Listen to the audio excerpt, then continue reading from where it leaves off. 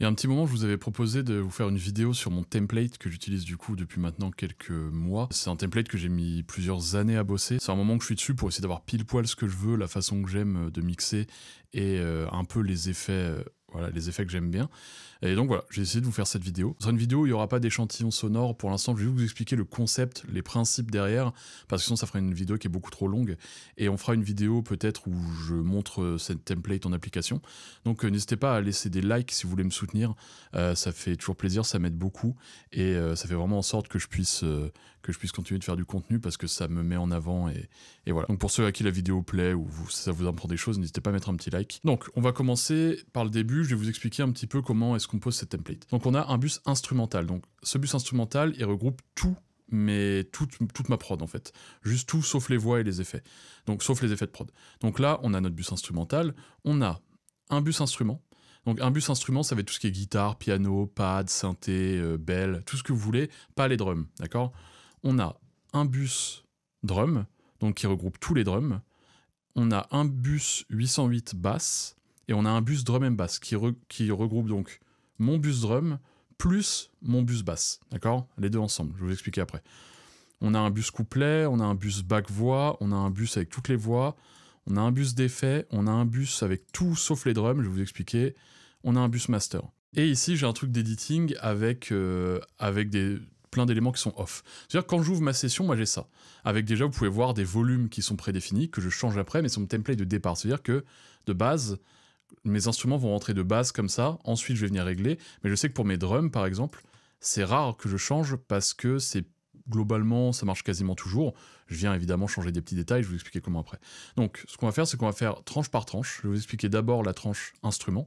Donc, ma tranche instrument, je vais venir, on voit que là, toute ma template est prête, donc je viens mettre mes pianos, je viens mettre mes trucs, mes machins, quand c'est en multipiste, bien sûr. Et dedans, dans ce bus-là, j'ai, hop, ça. Enfuse, en gros, ça va être une tranche qui va... Une tranche donc soit Nive, soit SSL, qui va me permettre de faire de l'EQ, de la saturation, de la compression, du stéréo imaging, émuler un peu un son analogique. Et on peut en fait choisir soit Nive, soit SSL, et on peut choisir aussi par tranche individuelle si on préfère Nive ou SSL, donc comme ça. Ici, j'ai quasiment pris que du Nive, sauf j'ai pris SSL pour le compresseur, mais en gros, voilà, ça va servir à donner un peu de haute fréquence, ça va servir à baisser un peu les bas, ça va servir à élargir un petit peu, à compresser légèrement les instruments pour qu'il y ait une petite cohésion qui se crée. Ensuite, j'ai ça. Donc ça va me servir à enlever du bas seulement au milieu pour laisser de la place au kick et au bass, ça dépend des morceaux, des fois je l'enlève. Tout ça, c'est jamais fixé. Des fois je l'enlève, des fois je le mets, des fois je le off, des fois non. Des fois je modifie, voilà, d'accord. Faut que j'attends que ça marche, mais en tout cas c'est mon point de départ. Je sais que je pars de ça, et je sais que au départ je off tout, et après au fur et à mesure j'ajoute et j'écoute comment ça sonne. Et ça en fait c'est un sidechain instrument-voix pour faire en sorte que les fréquences de la voix ne rentrent pas en conflit avec les fréquences de mes instruments. Et ensuite, individuellement, je viens mettre des EQ, des compressions s'il faut. C'est pas toujours le cas, il n'y a pas toujours besoin. Des fois, juste le bus, ça suffit. Il y a une cohésion qui se fait. Je gère la panoramique, je peux générer la panoramique individuellement, je peux rajouter de la reverb, je peux mettre... Souvent, il y a une EQ quand même qui part. Mais globalement, voilà. Et du coup, tous mes éléments sont reliés, tous mes instruments sont reliés dans ce bus instrument. Ensuite, on va passer au drum, qui est le truc le plus cool, je trouve. Première chose, j'ai mon kick. Mon kick, on voit qu'il y a un standard clip dessus. Le standard clip, en fait, il va faire en sorte, on voit que là, il est off, de surveiller le kick pour pas qu'il dépasse. On va prendre un kick ici, hop, kick dry.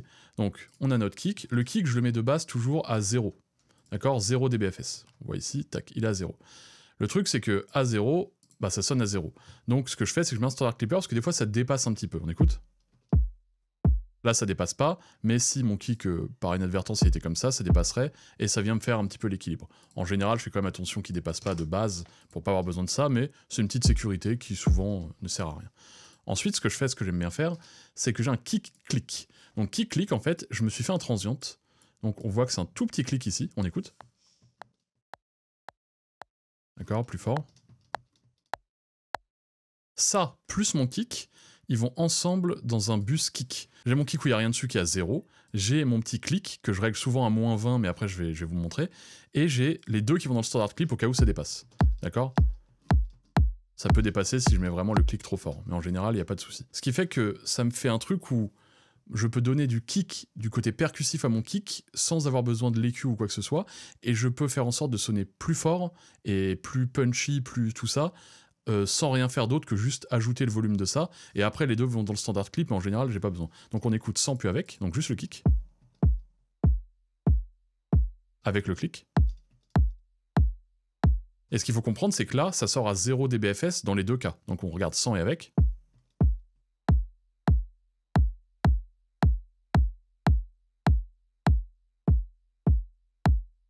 Ça ajoute aussi d'autres fréquences, il faut faire attention. En général, je le règle à -20.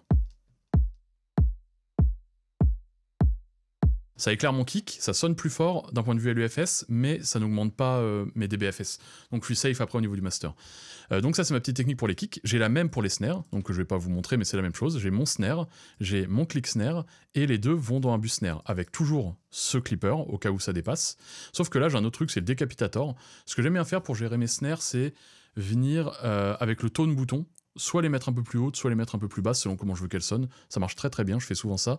Et j'ai le true verb, donc qui va me servir à mettre le snare plus ou moins en avant. Je vais avoir mon kick, mon snare au même niveau, et je vais pouvoir mettre plus ou moins en avant ma snare. En gros, ce que je fais, c'est que j'ai ce preset-là, et je viens mettre plus ou moins de distance. Ça, je vous montrerai en application si vous voulez la prochaine fois. Mais c'est vraiment très très très cool, parce que ça me permet vraiment de faire un placement stéréo et un placement aussi de profondeur. En gros, ça baisse un peu mes hautes fréquences, ça me met un peu de reverb et ça baisse le volume, ce qui fait qu'on a une sensation d'éléments qui reculent. J'ai mes hats, donc mes hats, pareil. J'ai une EQ ici. En général, je viens dans les très hautes fréquences enlever les sifflantes et tout, vraiment très finement. J'ai le true verb aussi pour reculer ou avancer. J'ai mes open hats, j'ai mes percussions. Tout ça, ça rentre dans Orion. Donc Orion, qui est un plugin de Cradle avec Jason Joshua, qui va me servir à saturer le kick, qui va me servir à saturer le tout d'ailleurs, à ajouter de la compression, ajouter des transientes, avoir un truc très percussif, très punchy, un truc qui soit un peu saturé, qui fasse des drums, qui tabassent vraiment. Donc tout ça, ça rentre là-dedans. Ça sort à un certain volume, et ça rentre dans le bus drum and bass. Donc j'ai mon bus bass aussi, souvent c'est des 808. Ce que je fais, c'est que j'aime même mettre un Airvox au départ, pour faire durer un tout petit peu plus la 808. Ça dépend. Ça dépend comment ça sonne, je le mets ou je le mets pas, ça dépend. Mix Tool. Ce que je fais, c'est que je fais une automation, donc admettons que ça soit une 808, je fais une automation de volume, où en fait au début, je lui retire genre 2-3 dB, donc on va mettre -3 par exemple, qui remonte progressivement au moment où le kick joue. Donc c'est-à-dire que quand le kick joue, ma 808 va perdre 3 dB au départ pour pas rentrer en conflit avec le kick, et en fait ça va être inaudible parce que les deux vont se superposer, mais juste le point de départ il va pas rentrer en friction, donc je gagne pas mal de marge sur le master après, parce que bah c'est un truc qui est inaudible mais qui me permet quand même d'avoir un truc qui soit plus précis et qui rentre moins en conflit, donc c'est assez cool. True verb, si je veux reculer ma 808, ça arrive que j'aime faire ça. Toujours les mêmes réglages. J'ai mon EQ là où c'est quand le kick tape, ça vient réduire les fréquences de ma 808, donc ça marche bien aussi. Et j'ai un limiteur en fin de chaîne que j'aime bien mettre pour... voilà, pareil pour limiter, pour être sûr. J'ai une disto, donc c'est la Gorilla Drive, qui est en parallèle avec un spreader que j'utilise ou non pour élargir, si je veux élargir ma 808. Encore une fois, je vous ferai tous les échantillons sonores la prochaine fois, quand je vous la montrerai en application. Ce sera, je pense, une plus longue vidéo, on verra, on le fera peut-être en live, on verra. Et ça, le drum et basse, je pense que je ferai un live pour ça. Je vous préviendrai quand je le ferai, mais pour vous expliquer vraiment comment elle marche. Le drum et basse, en gros, je les rentre dans mon bus drum and bass, sur lequel je mets un maximizer. Bon là il est en low latency, mais au final je le mets toujours en mode crisp. Et ça me sert à que mes kicks, drum, bass et tout soient un peu collés et sortent au volume que j'ai défini, qui est de -6 dB. Parce que en gros je veux rentrer pile poil au bon volume à chaque fois dans chaque truc. Donc ça c'est pour tous mes instruments, d'accord? Ensuite j'ai les voix. Donc les voix, j'ai un bus couplet, donc ça va être les couplets, les refrains, les trucs comme ça, genre les trucs qui sont pas des bacs. De base j'ai ça dessus. Donc ça vient monter d'un peu les très hautes, j'ai un petit équilibre qui se fait avec un shelf quand il y a trop de bas, et ensuite je viens EQ ma voix tout simplement, mais c'est mon point de départ. J'ai ce compresseur là qui est aussi mon point de départ, et j'ai mon multiband qui est un point de départ. Après tout ça je change, j'ajoute d'autres trucs, je combine, c'est vraiment le point de départ le plus basique que je puisse avoir. Ensuite bus back, j'enlève un peu des 2000 du mid pour laisser de la place à la voix principale et pas à la voix secondaire, et là je viens baisser un peu les basses et les hautes pour avoir un truc qui est quand même plus reculé. Tout ça encore une fois compressé. Ensuite, toutes les voix, elles partent dans un bus avec ça. Donc pour le côté arch, j'enlève plus ou moins. Des fois, je l'active pas. Pareil, encore une fois, à chaque fois, c'est ça. Les très très hautes, je les filtre pour pas avoir trop de bruit numérique. Et je viens mettre un limiteur en fin de chaîne sur mes voix. Pareil, pour rentrer toujours à même volume. Parce que c'est comme ça que ça marche. Et après, je peux tweaker un peu les volumes, mais souvent, ça marche très bien. J'ai maintenant mes effets. Donc mes effets, j'ai une longue reverb, il y a un splits pour enlever les S de la voix qui rentreraient dans la reverb, avec une reverb qui est bright, on voit que c'est très filtré en bas, elle est bright. J'ai ma short plate, donc c'est une plate, celle que j'utilise tout le temps, hein, avec un low cut à 760, très très courte, juste pour enrober la voix. J'ai un délai 1/4, que des fois je métaflange, des fois je drive, ça dépend. J'ai un délai ping-pong, j'ai un délai plus rapide avec chorus et tube, que je mets pas forcément. J'ai tous mes FX, je viens filtrer, donc je viens enlever tout ce qu'il y a en bas sur mes FX en dessous de 250. Je viens baisser cette zone-là au mid pour éviter que ça rentre en conflit avec ma voix principale et que ça reste vraiment des effets derrière. Et je viens ici en dynamique baisser les hautes quand il y en a trop. Ça peut arriver sur des délais. En général, tout est un peu filtré avant, mais c'est mon point de... Voilà, c'est au cas où. J'ai mon chorus que je mets quand je vais mettre sur ma voix. Et j'ai une compression parallèle où je fais un coup bas, je mets un Airvox très très très très fort, et je mets un MV2 très très très fort, donc de la upward compression, de la compression par le bas, et ça je viens en injecter un tout petit peu dans ma voix, et ça fait une voix qui est plus punchy, plus frontale, mais vraiment qui commence à briller beaucoup plus, et enfin vraiment au devant du truc, pas trop forte, je fais attention. Et ensuite, tout ça, donc tout ce qui est mes effets, mes voix et mes instruments, donc tout sauf le drum et basse, va dans un bus qui s'appelle All No Drums. Donc tout sauf les drums. Tout sauf les drums, dedans je mets ça. Ça c'est quand je veux plus de voix, je l'active ou non. En gros ça vient booster les fréquences de la voix à certains endroits, qui fait qu'en général ma voix passe au premier plan. C'est très léger, mais voilà, souvent je l'active pas, ça dépend.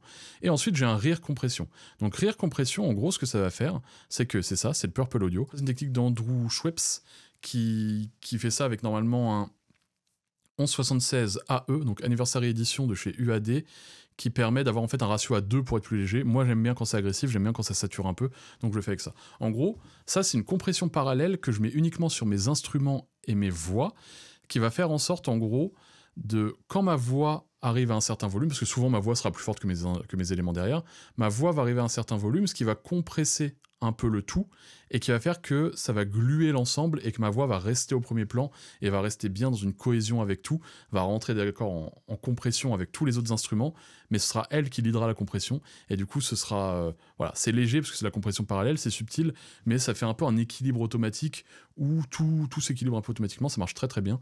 Moi c'est mes réglages pour ça, et après je viens régler ici le volume, la quantité que je veux mettre, ou des fois je ne le mets pas, mais c'est très rare quand je le mets pas.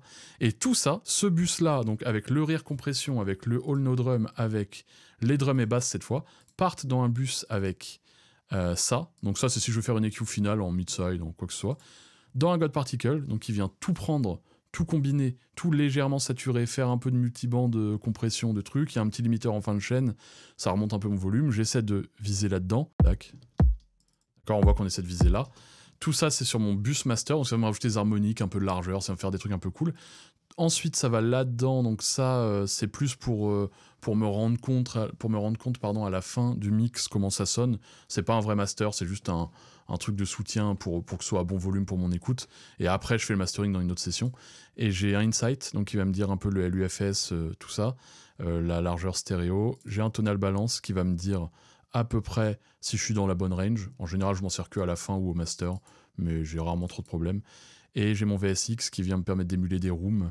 Voilà, ça je vous l'ai déjà expliqué dans une autre vidéo, c'est le casque que j'ai qui émule des rooms, qui émule plusieurs enceintes pour pouvoir entendre plusieurs types de sons différents et faire en sorte d'avoir plusieurs références de sons pour ne pas se tromper et pas avoir besoin de venir 30 fois dans son mix. Donc voilà, en gros le template c'est un peu complexe comme ça, peut-être ça a sonné bizarre pour plein de gens, c'était vraiment pour vous expliquer le principe derrière ça. Je pense qu'il y a des trucs à en tirer et des trucs à apprendre pour vous. Et aussi j'ai un truc d'editing quand j'édite mes voix. Donc j'ai un Moss de Braise, j'ai un Split, un Spiff, un Clear, un SmartGate, un vocal DSR que j'utilise pas forcément, et j'ai un autotune en général. Donc voilà, le principe en gros, c'est que je fais un bus d'instruments que je viens mixer pour créer de la cohésion.